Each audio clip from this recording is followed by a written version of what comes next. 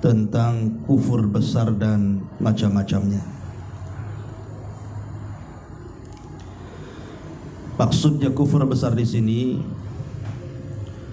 artinya kekufuran yang mengeluarkan pelakunya dari Islam.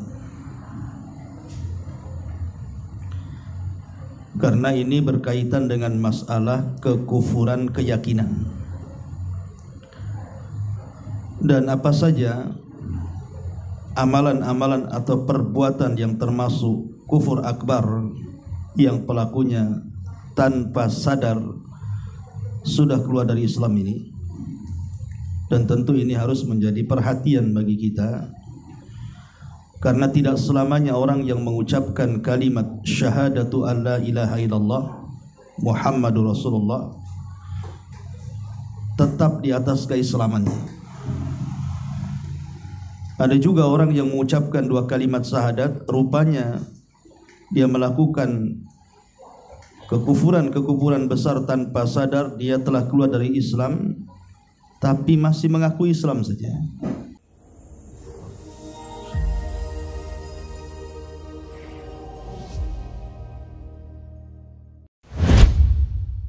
Bismillahirrahmanirrahim. Assalamualaikum warahmatullahi wabarakatuh.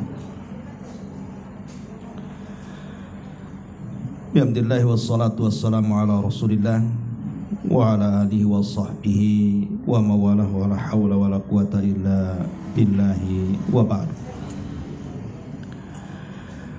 Alhamdulillah, segala puja dan puji hanya milik Allah subhanahu wa ta'ala. Salawat dan juga salam kita hadiahkan kepada Rasul kita Nabi besar Muhammad sallallahu alaihi wa ala alihi wasallam. Alhamdulillah, di sore hari ini kembali kita bisa duduk di taman-taman sorga majelis ilmu, dan kita masih meneruskan pembahasan kitab dari kitab golongan orang yang selamat, dan kita masuk pada bagian yang ke-27 tentang kufur besar dan macam-macamnya. Maksudnya kufur besar di sini artinya kekufuran yang mengeluarkan pelakunya dari Islam. Karena ini berkaitan dengan masalah kekufuran keyakinan. Dan apa saja amalan-amalan atau perbuatan yang termasuk kufur akbar yang pelakunya tanpa sadar sudah keluar dari Islam ini. Dan tentu ini harus menjadi perhatian bagi kita, karena tidak selamanya orang yang mengucapkan kalimat syahadatu an la ilaha illallah Muhammadur Rasulullah tetap di atas keislamannya. Ada juga orang yang mengucapkan dua kalimat syahadat, rupanya dia melakukan kekufuran besar tanpa sadar, dia telah keluar dari Islam tapi masih mengaku Islam saja. Apa saja itu? Yang pertama di sini adalah kufur yang berkaitan dengan dusta atau kufur dusta. Baik, kita akan baca baru kita akan jelaskan. Yang pertama, kufur pendustaan. Apa itu? Mendustakan artinya tidak percaya dengan Al-Quran ataupun hadis Nabi sallallahu alaihi wasallam, atau mendustakan sebagian yang ada pada keduanya. Allah Subhanahu wa taala berfirman di sini, "Wa man adlamu mimman iftara 'ala Allahi kadhiba aw kadzdzaba bil haqqi lamma ja'ahu alaysa fi jahannama mathwan lil kafirin." Dan siapakah orang yang lebih zalim daripada orang-orang yang mengada-adakan kedustaan terhadap Allah atau mendustakan yang telah benar adanya ketika datang kepadanya, bukankah dalam jahanam itu ada tempat bagi orang-orang kafir? Al-Ankabut ayat 68. Kemudian Allah Subhanahu wa taala mengatakan, afatu'minuna bi ba'dil kitab wa takfuruna bi ba'din. Apakah kamu beriman kepada sebagian kitab, maksudnya Taurat, dan kufur terhadap sebagian lainnya? Al-Baqarah ayat 85. Baik. Ma'asyiral muslimin wal muslimat rahimani wa rahimakumullah. Bicara tentang al-kadzib ataupun dusta. Jadi dusta disebutkan para ulama adalah ra'su al-khataya. Dia adalah sumber dari sumber-sumber kesalahan yang fatal. Dusta ini tentu ada marotibnya, ada tingkatan-tingkatannya. Tidak semua dusta ini mengeluarkan pelakunya dari Islam, tidak. Bisa saja hanya tarafnya fasik saja. Dan kalau boleh saya tertibkan, dusta itu ada 3 macam. Dusta itu ada 3 macam. Pertama, berdusta sesama manusia. Ma'ruf, dusta sesama manusia ini banyak jenisnya. Yang pertama, ada yang berkaitan dengan permasalahan a'rad, kehormatan, harta dan juga jiwa. Contohnya umpamanya syahadatuz zur, orang yang sumpah dengan sumpah palsu. Biasanya terjadi di persidangan, di pengadilan-pengadilan. Terkadang orang-orang itu mendatangkan saksi karena saksinya saksi bayaran. Terkadang dia rela untuk berdusta. Itu disebut syahadatuz zur. Lah orang yang melakukan syahadatuz zur, bersaksi dengan saksi yang tidak jujur atau bersaksi dengan kedustaan, ini termasuk dosa besar. Makanya Nabi SAW mengatakan, maukah kuhabarkan kepada kalian dari dosa-dosa besar? Maka salah satunya Nabi SAW mengatakan, ala wa qauluz zur, ingatlah jangan sampai kalian bersaksi dengan saksi dusta. Kemudian yang kedua, termasuk juga al-halafu zura, bersumpah dengan sumpah dusta. Dan ini ma'ruf di masyarakat, terutama di pasar-pasar. Banyak orang yang suka berdusta hanya ingin melariskan dagangan. Dan ini dijelaskan dalam hadis Nabi SAW, laqiyallah wa huwa alaihi ghadban. Orang yang suka berdusta demi melariskan dagangannya atau berdusta dalam muamalah-muamalah yang lainnya, maka kelak pada hari kiamat dia akan berjumpa dengan Allah dan Allah dalam kondisi murka kepadanya. Naudzubillah. Ataupun contoh yang lainnya adalah al-kadzibu biqasdi al-mizan. Boleh jadi mungkin dia itu berdusta karena bercanda. Kan ada orang yang bercanda itu berdusta, dia ngarang-ngarang cerita supaya orang tertawa. Seperti profesi-profesi pelawak dan yang lainnya. Terkadang kita juga hidup sehari-hari kadang seperti itu. Kadang-kadang berdusta hanya untuk bercanda. Maka tetap tidak dibolehkan. Nabi SAW sampai mengatakan, wailun, celaka bagi dia, lilladzi yuhadditsu fayakdzib liyudhika bihil qaum. Celaka orang yang suka berdusta, mengarang-arang sebuah cerita supaya manusia tertawa, kata Nabi. Ini pun dilarang, tidak boleh berdusta walaupun untuk supaya orang tertawa. Ataupun umpamanya dusta al-kadzibu li ifsadi dzatil bayin. Berdusta untuk memutus hubungan dua orang yang sedang baik-baik saja. Banyak orang sengaja tidak suka orang itu berkawan. Kemudian kita ngarang-ngarang cerita supaya perkawanannya menjadi sebuah perlawanan. kawan jadi lawan, karena kita yang melakukannya, atau dengan kata lain mungkin mengadu domba. Lah ini juga termasuk dusta di antara manusia. Ma'asyiral muslimin wal muslimat rahimani wa rahimakumullah. Ataupun mungkin dusta yang tidak berkaitan dengan perkara itu. Contoh umpamanya dusta karena dia menceritakan sebuah mimpi yang tidak dimimpikannya. Sebenarnya dia tidak mimpi, tetapi dia cerita saya mimpi ini, padahal tidak bermimpi dia. Maka Nabi SAW menganggap orang yang seperti ini adalah pendusta, menceritakan mimpi yang tidak dimimpikannya. Ataupun dusta dari segi penampilan, seperti orang pendek pakai sandal tinggi biar nampak tinggi, itu kan dusta juga ya. Ataupun orang yang menyambung rambut, itu dusta juga karena dia tidak punya rambut seperti itu. Makanya dilaknat orang-orang yang menyambung rambut, kemudian mencukur bulu halis, kemudian meletakkan halis lainnya, dan begitu seterusnya. Lah ini dusta-dusta seperti ini terlarang dan termasuk dari kabairudz dzunub, dosa-dosa besar. Ini yang pertama. Ya, ini tingkatan dusta yang pertama adalah dusta sesama manusia.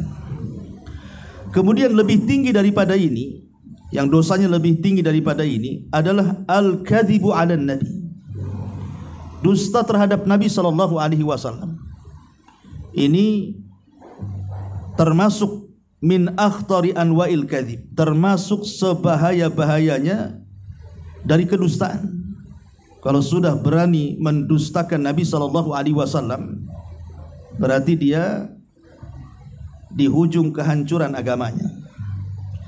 Makanya Nabi SAW mengisyaratkan bahwa nanti di akhir zaman itu ada para pendusta terhadap dirinya. Dalam sebuah hadis Nabi mengatakan, yakunu fi akhir zaman dajjaluna kadzabun. Nanti akan datang zamannya, kata Rasul, muncul dajjal-dajjal para pendusta. Ya'tunakum minal ahadits ma lam tasma'u antum wala aba'ukum. Kalian akan mendengar seseorang membaca hadis di mana hadis-hadis ini tidak pernah didengar oleh bapak-bapak kalian, bahkan kalian sendiri tidak pernah dengar. Mungkin hadis-hadis palsu yang disampaikan. Maka Rasul mengatakan, fa iyyakum wa iyyahum. Hati-hati dari mereka, hati-hati dari mereka. La yudhillunakum wa la yuftinunakum. Jangan sampai mereka menyesatkan kalian dan memfitnah kalian, kata Nabi. Jadi orang yang berdusta atas Nabi SAW diancam oleh Nabi SAW dengan api neraka. Jadi tempat duduknya itu sudah disediakan di neraka. Kata Nabi SAW dalam sebuah hadis, kata Nabi, man kadzaba alayya muta'ammidan falyatabawwa maq'adahu minan nar. Barang siapa yang berdusta atas namaku, kata Rasul. Rasul tidak mengucapkan sesuatu, kita ucapkan. Kita nukilkan hadis-hadis palsu yang tidak pernah Nabi SAW sabdakan. Maka Rasul mengatakan, silahkan ambil tempat duduknya di neraka. Karena bahaya. Orang yang membawa hadis-hadis palsu kemudian disebar di tengah-tengah umat, akhirnya umat pun mengambil hadis itu dan mengamalkannya, berarti dia mengamalkan sesuatu yang bukan dari ajaran Nabi. Nah, ini kan bahaya. Melakukan sesuatu yang bukan ajaran Nabi berarti melakukan sesuatu yang bukan dari ajaran Islam. Berarti ajaran mana? Makanya kemudian Nabi SAW sampai mengatakan, al-kadhibu alayya laisa kakadzibin ala ahad. Ingat, berdusta atas namaku itu berbeda dengan berdusta sesama kalian. Jangan samakan. Kita ini berdusta dengan sesama kita, itu sudah termasuk dosa besar. Tapi Rasul mengatakan berdusta kepadaku itu jangan samakan dengan berdusta sama kalian, jauh lebih besar lagi hukumnya. Bahkan sebagian para ulama seperti yang dikatakan oleh Imam An-Nawawi rahimahullahu ta'ala, dia mengatakan hadis tadi adalah wa'idun syadidun yufidu annal kadhiba alaihi min akbaril kabair bal addahu ba'duhum minal kufri. Kata Imam Nawawi, kalau sampai kemudian seseorang itu berdusta atas Nabi, maka di sana ada ancaman yang sangat keras. Bahkan sepakat para ulama bahwa berdusta atas nama Nabi itu termasuk dari sebesar-besarnya dosa besar. Bahkan sebagian ulama menganggapnya sebuah kekufuran. Jadi hati-hati menyampaikan hadis-hadis Nabi SAW itu, jangan sampai kita menyampaikan kecuali setelah dikoreksi dulu apakah hadis ini sahih ataukah tidak sahih. Dan bagi kita para penuntut ilmu, kalau memang tidak tahu dan tidak bisa membedakan mana hadis sahih mana yang tidak hadis sahih, ambil hadis-hadis yang sudah jelas, seperti hadis yang tercantum dalam Sahih Bukhari, tercantum dalam Sahih Muslim yang sudah disepakati kesahihannya. Atau bertanya kepada ahlul ilmi, fas'alu ahlal ilmi in kuntum la ta'lam. Tanya orang-orang pakarnya kalau memang kita tidak tahu. Karena kalau sampai kita kemudian mengamalkan hadis palsu atau di zaman sekarang ini sampai menyebarkannya, naudzubillah. Seperti kalau kita lihat di negeri kita ini, karena sekarang mungkin juga musimnya medsos di mana-mana. Kalau datang pada bulan-bulan tertentu itu, kadang-kadang ada berseliweran di grup-grup itu untuk mengamalkan ini, mengamalkan itu. Kemudian disebutkan hadis tentang fadilah amal, keutamaan-keutamaan amal. Setelah dicek rupanya hadis itu tidak benar. Berarti dia mengamalkan sesuatu yang bukan dari ajaran Islam. Tertolak. Nabi SAW mengatakan dalam hadis Aisyah radhiyallahu anha, "Man amila amalan laisa alaihi amruna fahuwa." Barang siapa yang melakukan sesuatu yang bukan dari kami, amalan itu dipastikan tertolak. Ya. Ma'asyiral muslimin wal muslimat rahimani wa rahimakumullah. Ini dusta terhadap Nabi. Tapi di sana ada dusta yang paling tinggi. Inilah yang kita akan bahas. Inilah yang disebut dengan kufur pendustaan ini. Namanya kufur takdzib. Apa itu? At-takdzibu 'ala Allah. Berdusta atas nama Allah Subhanahu wa ta'ala. Ini sedusta-dustanya kedustaan. Sudah dusta paling tinggi ini. Karena akibatnya fatal. Bisa dipastikan dia keluar dari Islam tanpa sadar terkadang. Nah, disebutkan oleh para ulama tentang masalah berdusta atas nama Allah Subhanahu wa ta'ala. Qad ajma'al muslimuna ijma'an qat'iyan ma'luman minad dini bid-darurati wa manqulan fi kutubi ahli ilmi allati tahkil ijma' wal khilaf ala anna man kadzaba Allah subhanahu wa ta'ala au kadzaba rasulahu sallallahu alaihi wasallam walau fi syai'in yasirin au ajazal khuruj an dinihi au qala inna Muhammadan sallallahu alaihi wasallam rasulun ilal arabi khasatan au ila ahli zamanihi khasatan fahuwa kafirun murtaddun anil Islam yubahu damuhu wa maluhu. Kata para ulama, sepakat kaum muslimin, dan kesepakatan ini sesuatu yang qat'i dan sudah diketahui dan tidak ada kesamaran karena dinukilkan di banyak kitab-kitab para ulama yang menukilkan kesepakatan dan khilaf bahwa siapapun yang berdusta atas nama Allah atau atas nama Rasulullah sallallahu alaihi wasallam walaupun dalam perkara remeh, atau dia meyakini bolehnya keluar dari agama, atau mengatakan bahwa Muhammad itu Rasul khusus untuk orang Arab dan khusus pada zamannya saja, maka dia dinyatakan kafir murtad dari Islam, halal darah dan hartanya. Lihat di sini bahwa orang yang berdusta atas nama Allah, apalagi terang-terangan berdusta atas nama Allah, begitu juga dusta atas nama Rasul, ulama mengatakan dia terkeluar dari Islam. Lalu seperti apa orang-orang yang dianggap berdusta atas nama Allah Subhanahu wa ta'ala ini? Ma'asyiral muslimin wal muslimat rahimani wa rahimakumullah. Pertama, ibadatu ghairillahi wasyirku billahi. Seseorang beribadah kepada selain Allah ataupun melakukan kesyirikan dengan Allah Azza wa Jalla. Jadi orang yang melakukan kesyirikan itu hakikatnya dia telah mendustakan tauhid. Hakikatnya dia telah mendustakan keesaan Allah Azza wa Jalla. Dan ini dusta terhadap Allah yang paling besar. Melakukan kesyirikan. Dan kalau orang terjerumus kepada kesyirikan, dosanya tidak mungkin diampuni. Innallaha la yaghfiru an yushraka bihi wa yaghfiru ma duna dzalika liman yasha. Allah tidak akan mengampuni siapapun yang melakukan kesyirikan dengannya, dan Allah hanya mengampuni selain itu. Dan kesyirikan di masyarakat ini luar biasa hari ini. Bahkan dilakukan oleh orang-orang yang lisannya kadang-kadang setiap hari mengucapkan tahlil la ilaha illallah, tapi ucapan dan perbuatannya rupanya jatuh kepada kesyirikan. Contoh saja umpamanya orang yang yakin dengan tangkal-tangkal, dengan jimat-jimat, datang ke dukun, datang ke bomo, datang ke paranormal, datang ke tukang-tukang sihir dan begitu seterusnya. Lah ini terjadi di zaman sekarang ini. Apalagi dunia-dunia klinik seperti ini hampir merata di tengah-tengah masyarakat itu.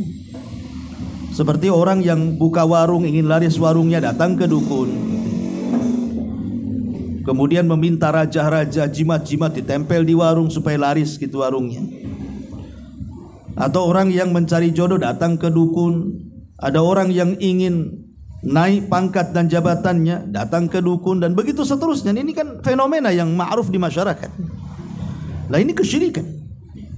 Belum lagi orang-orang yang datang ke kuburan meminta-minta, datang ke pohon-pohon dan yang semacamnya meminta-minta atau berkorban kepada selain Allah. Lah ini semua kesyirikan, dan inilah sedusta-dusta kedustaan terhadap Allah Subhanahu wa taala. Ini yang pertama. Kemudian yang kedua, at-takdzibu bil Quran. Mendustakan Al-Quran. Allah Subhanahu wa taala berfirman dalam surah Al-An'am ayat 20 dan 21, alladzina atainahumul kitaba ya'rifunahu kama ya'rifuna abna'ahum alladzina khasiru anfusahum fahum la yu'minun wa man adlamu mimman iftara 'ala Allahi kadhiba aw kadzdzaba bi ayatihi innahu la yuflihu zalim. Di sini Allah mengatakan, wa man adlam, siapa lagi yang lebih zalim, mimman iftara 'ala Allahi kadhiba, dibandingkan orang yang mengada-adakan kedustaan terhadap Allah, au kadzdzaba bi ayati, atau mendustakan ayat-ayatnya, mendustakan Al-Qur'an. Innahu la yuflihu zalim, orang-orang zalim itu selamanya tidak akan diberikan keberuntungan. Mendustakan Al-Qur'an ini tidak mesti satu Qur'an didustakan, tidak. Ya, tetapi walaupun hanya satu ayat didustakan, itu sama dengan mendustakan semua Quran tuh. Ingat ya, jadi mendustakan Quran itu bukan satu Quran didustakan baru dikatakan dia kufur, enggak. Satu ayat saja dalam Quran kita dustakan, itu sama dengan mendustakan semua Quran. Inilah yang kemudian disebutkan oleh pengarang menukilkan ayat surah Al-Baqarah 85 ini.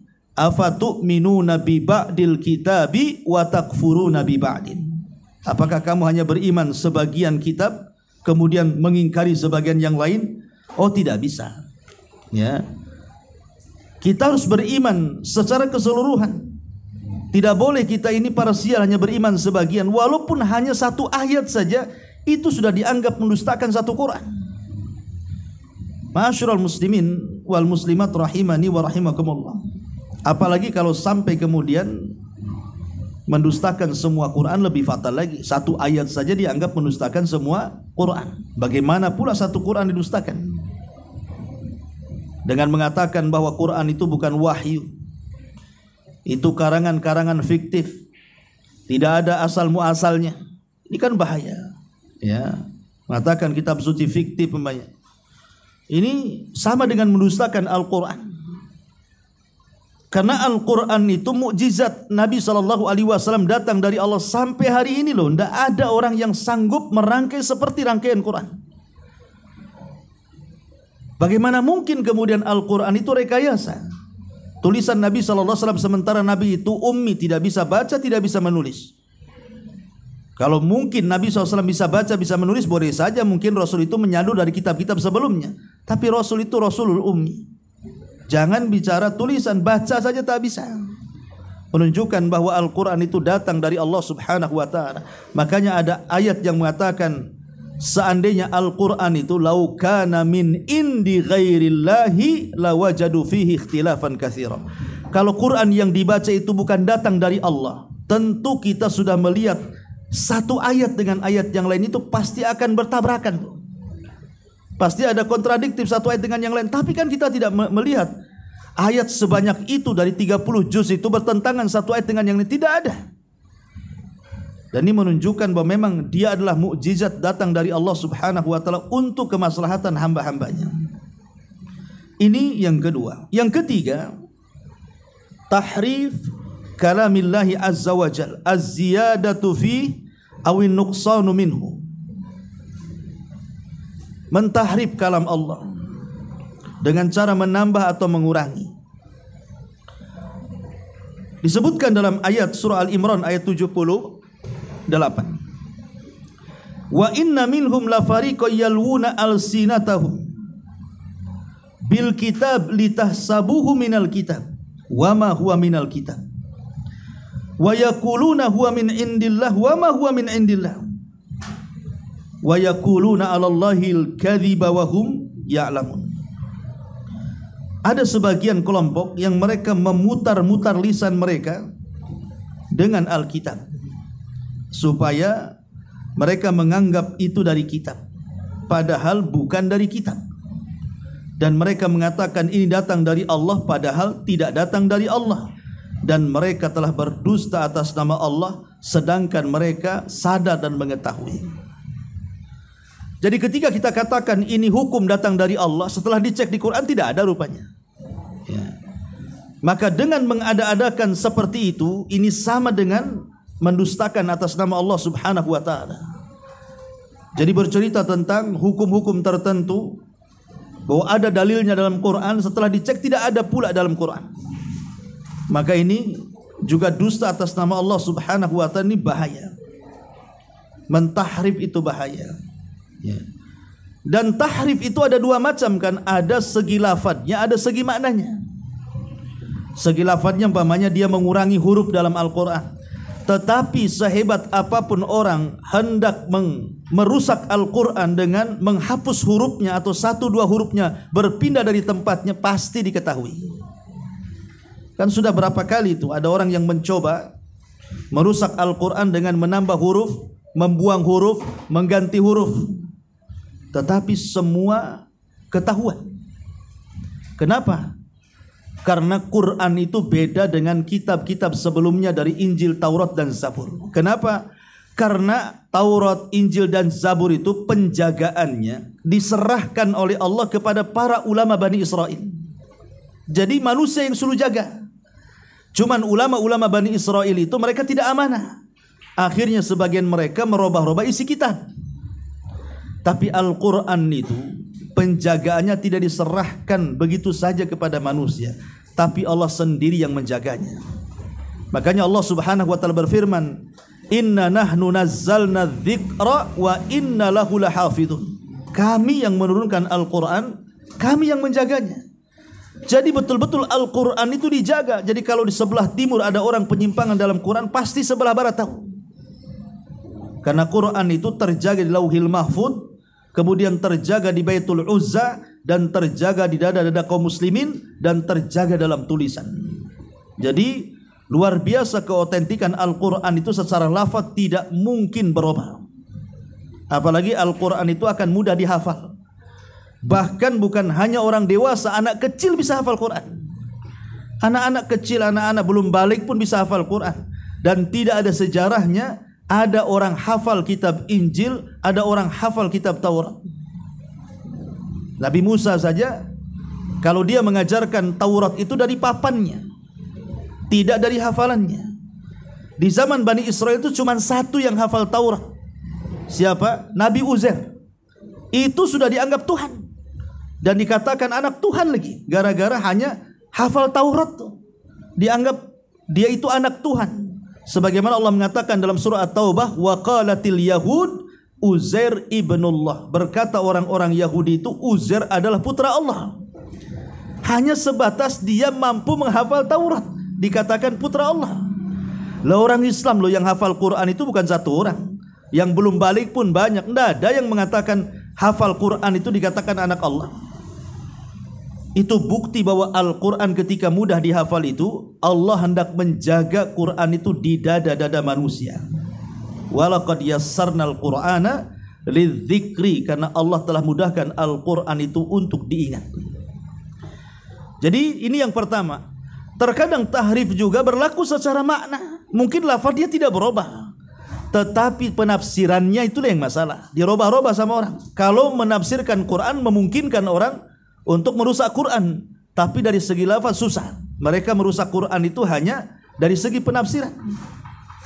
Seperti orang-orang yang mengingkari nama-nama Allah dan sifat-sifatnya dengan cara mentakwilnya, memalingkan mana aslinya, ya. Dan begitu seterusnya, mengingkari keberadaan Allah di atas langit dengan dikatakan Allah di mana-mana dengan penafsiran seenak dia yang mengikuti hawa nafsunya. Jadi ada tahrif itu ada dua, ada lafaz, ada makna. Dan dua-duanya termasuk dianggap al-kadzibu 'ala Allah. Dia berdusta atas nama Allah Subhanahu wa taala. Ini yang ketiga. Kemudian yang keempat, al-fatwa wal hukmu bi ghairi ilmi wa tahlil wa tahrim bi ghairi ilmi. Seseorang berfatwa tanpa ilmu dengan mengatakan sesuatu yang halal padahal Allah tidak halalkan, mengatakan haram padahal Allah tidak haramkan. Itu namanya tahlilul haram wa tahrimul halal.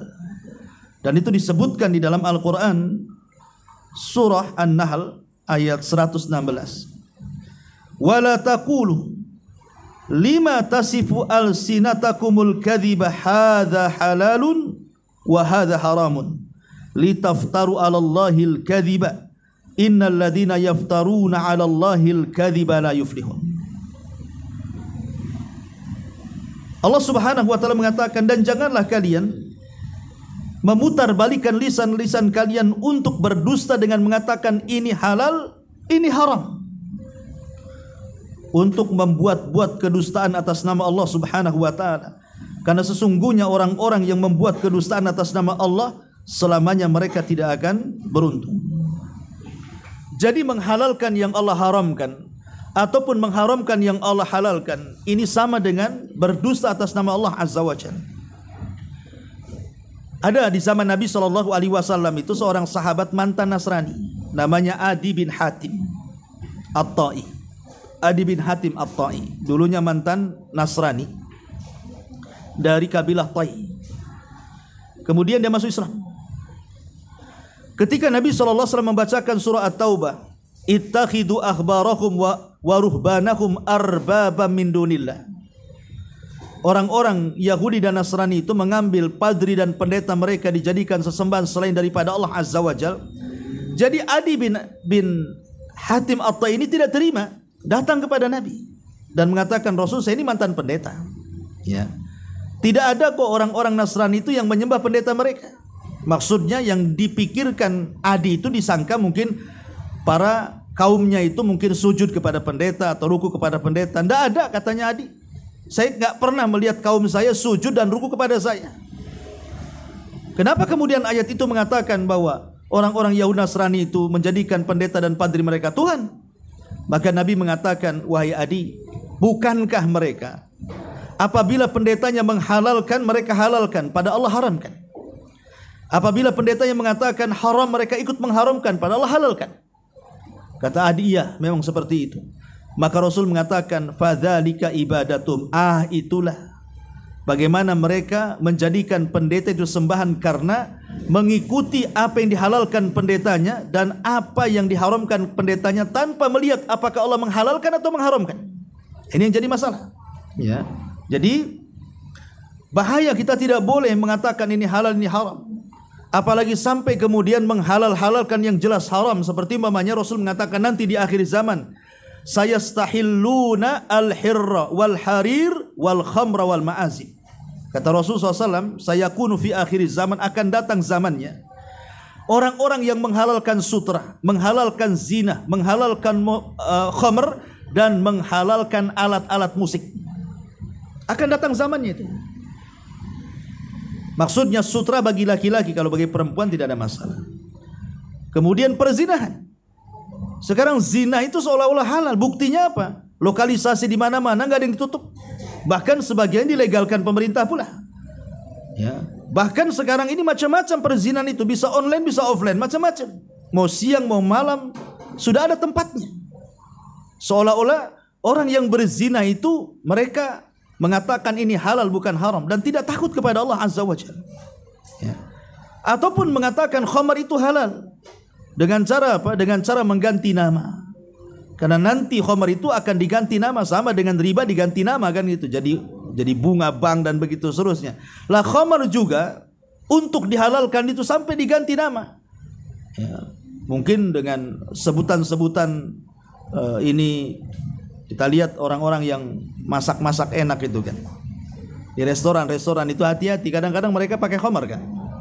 Ya walaupun alasannya Ustadz itu kalau alkohol itu dimasukkan ke panas sekian derajat itu nanti akan 0% kembali. Ya namanya sudah dituangkan pasti di situ sudah bercampur lah. Oh dituangkan di situ. Ya. Soal kemudian sekian derajat dari 0% itu nggak ada urusan. Anda sudah menuangkan alkohol ke situ masalahnya. Kan akhirnya kan sudah jadi macam-macam tuh. Sudah jadi makanan-makanan enak jadinya kan. Dan orang tidak peduli. Main makan saja ini enak nih, restoran enak, jelas-jelas masaknya pakai khamar. Nah, ini kan di akhir zaman ini seperti ini. Belum lagi yang terang-terangan memang mereka jual khamar kan dengan berbagai macam mereknya, naudzubillah. Ya. Kemudian juga alat-alat musik. Sudah jelas sepakat ulama madhab itu dari Imam 4 Syafi'i, Maliki, Hambali dan juga Hanafi haram hukumnya. Ya.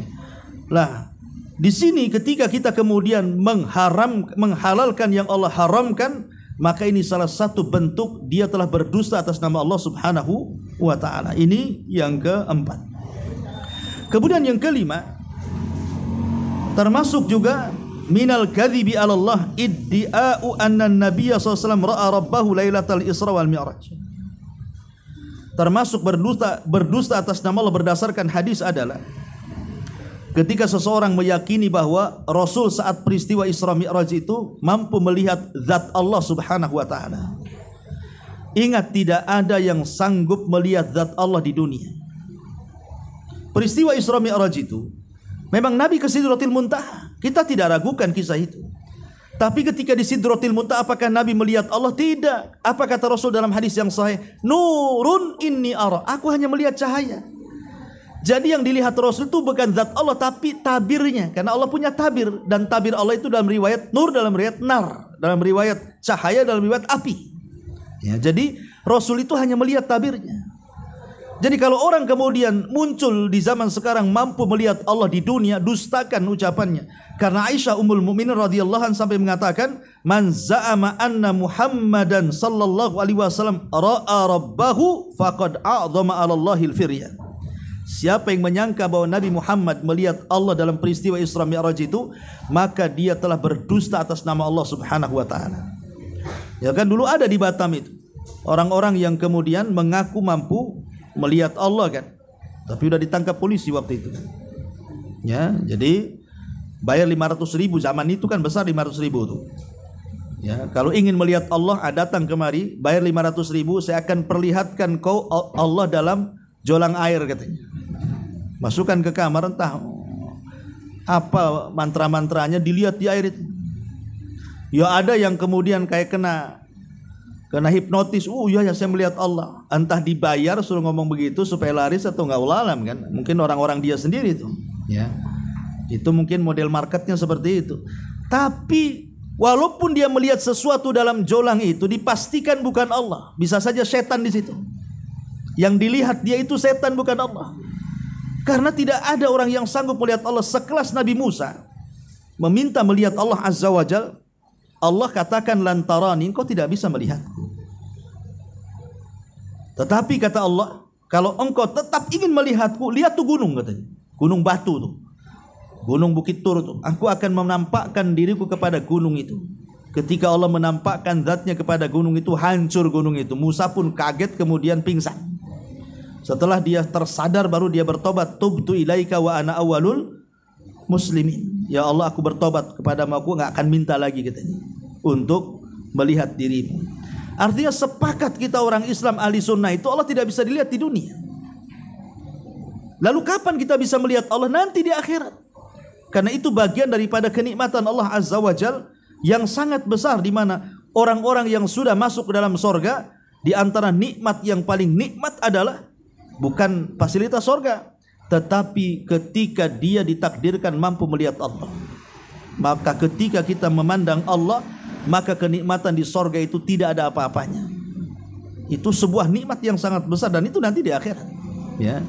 Jadi sekali lagi bahwa termasuk kedustaan kepada Allah adalah menganggap bahwa Rasul Sallallahu Alaihi Wasallam melihat Rabbnya. Apalagi kita pula yang mengaku melihat Rabb, lebih dusta lagi. Nabi saja nggak melihat, ya. Nabi Musa saja nggak bisa melihat. Ini yang kelima. Yang keenam, minal kadhibi 'ala Allah tashri'u amrin ma lam ya'dan bihillah. Termasuk berdusta kepada Allah itu membuat syariat-syariat yang tidak pernah diizinkan Allah. Allah mengatakan amlahum syuraka syara'u lahum minad dini ma lam ya'dan bihillah. Apakah di sana ada sekutu-sekutu selainku, kata Allah, yang berani membuat syariat tanpa seizinku? Jadi orang-orang yang membuat syariat yang tidak disyariatkan Allah dan Rasulnya, dia telah berdusta atas nama Allah.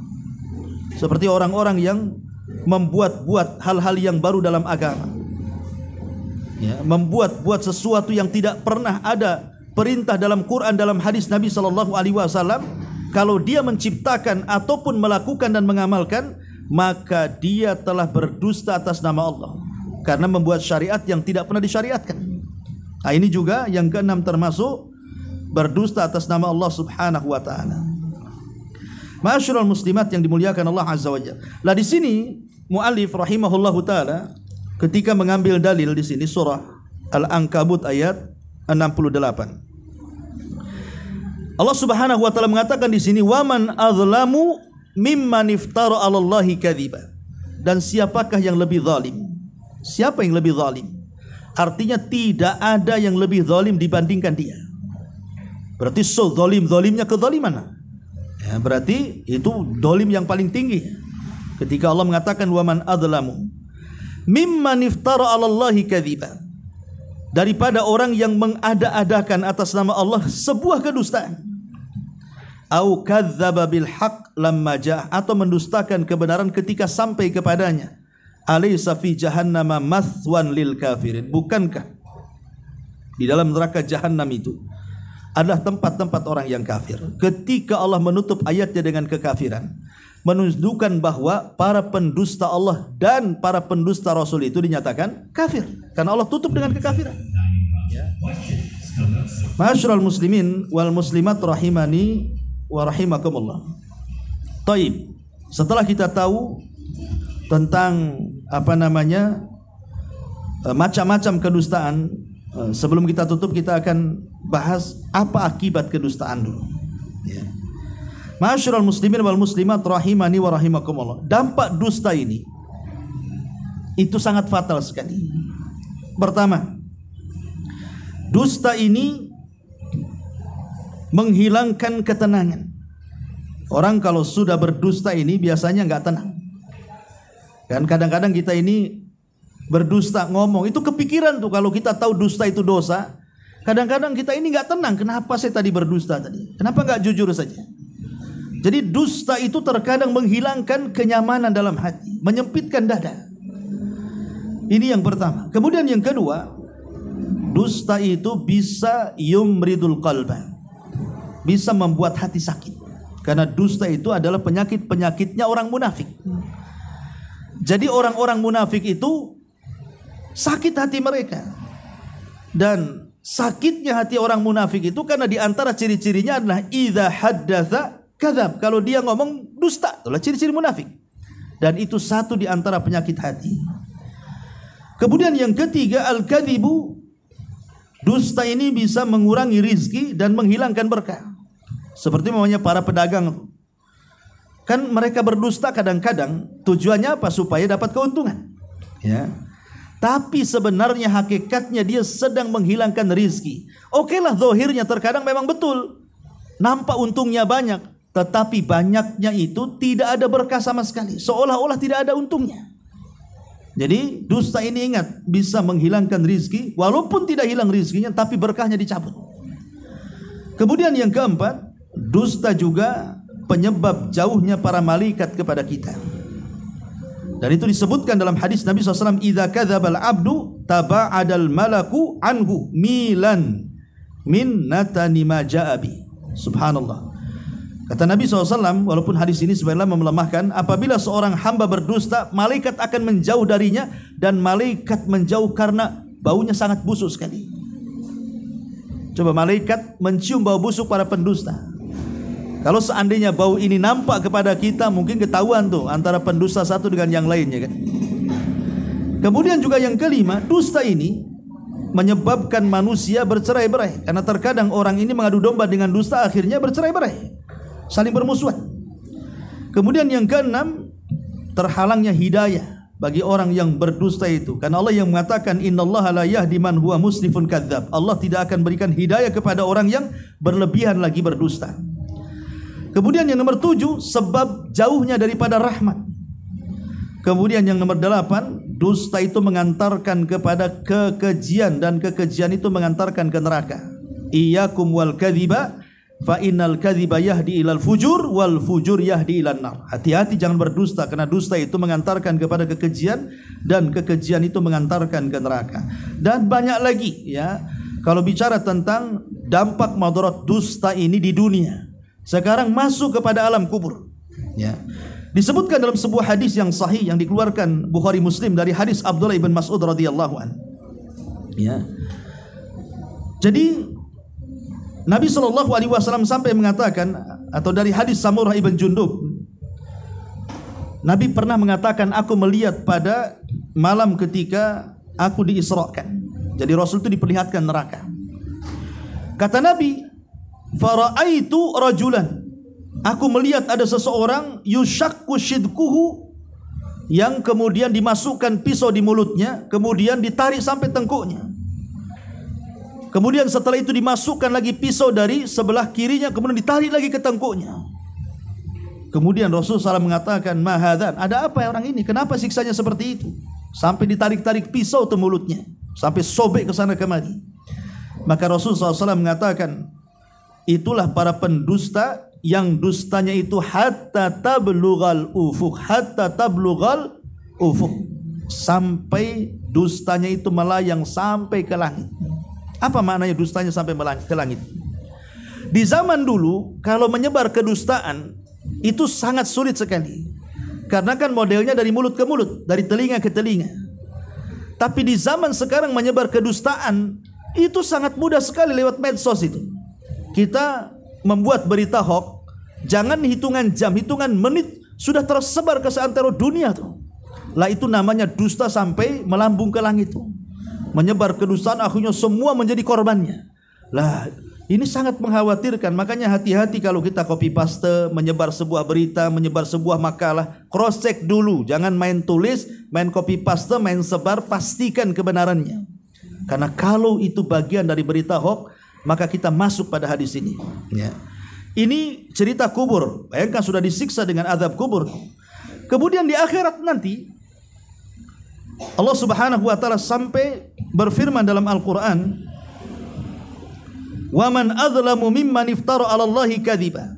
Siapa lagi yang lebih zalim daripada orang-orang yang membuat kedustaan?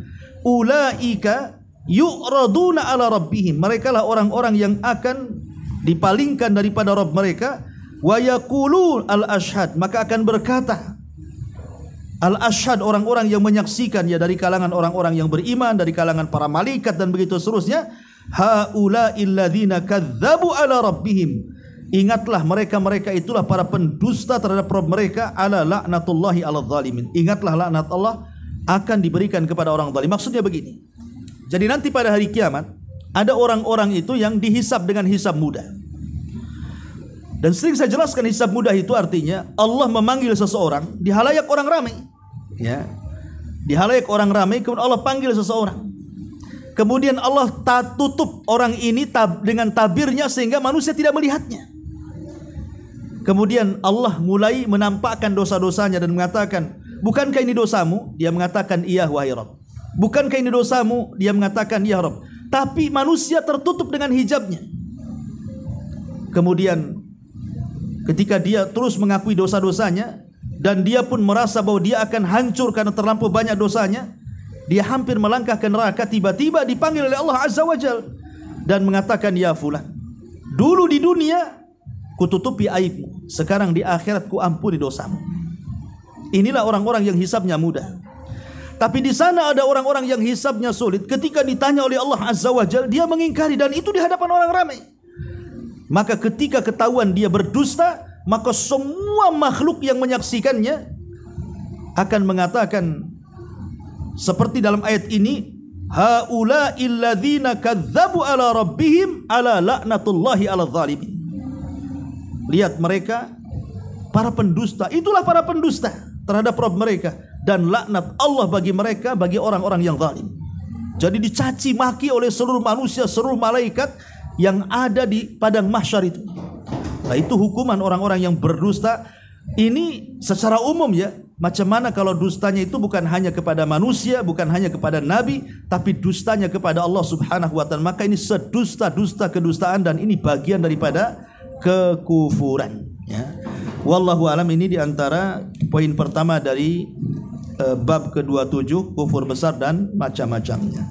Taib, sebelum saya tutup, kalau ada yang bertanya silakan. Intinya bahwa tolong berakhlak kepada Allah. Membahas tafsir dari surah Al-Imran. Lahirlah Imam Muslim, Abi Dawud, Tirmidzi, Ibnu Hibban. Jadi ketika Yunus alaihi salatu wassalam terkena undian itu,